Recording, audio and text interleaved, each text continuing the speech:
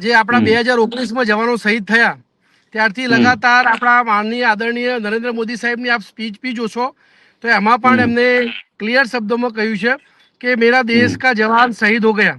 આજે એ જ જવાનો શહીદ થયા.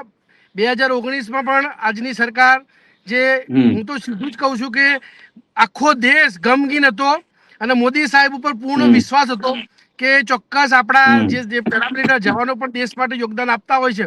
અને 2019માં જે ઘટના ઘટી પૂરો દેશ એકદમ શોકાતુર શોકમગ્ન, દરેક ના આંસુ સુકાતા નતા. એ શહીદ પરિવારની બહેનો એમની પરિસ્થિતિ અને આપણા આદરણીય નરેન્દ્ર મોદી સાહેબ જે શહીદ શબ્દ વાપર્યો હતો એ શહીદ જે વ્યાખ્યા કહેવાય શહીદનો દરજ્જો એ આજ દિવસ સુધી પણ આપણા આ પેરામિલિટરી જવાન નથી મળ્યો. એટલે એ જનજાગૃતિ રેલી સ્વરૂપે કે સરકાર ઊંઘેલી સરકાર જાગે અને અમારા જે આપણા દેશના, હું બીએસએફ તો ભલે જવાન હતો, આજે એક દેશના નાગરિક તરીકે રાષ્ટ્રપ્રેમી તરીકે આમને ન્યાય મળે એમના માટે મારા લગાતાર પ્રયાસ છે.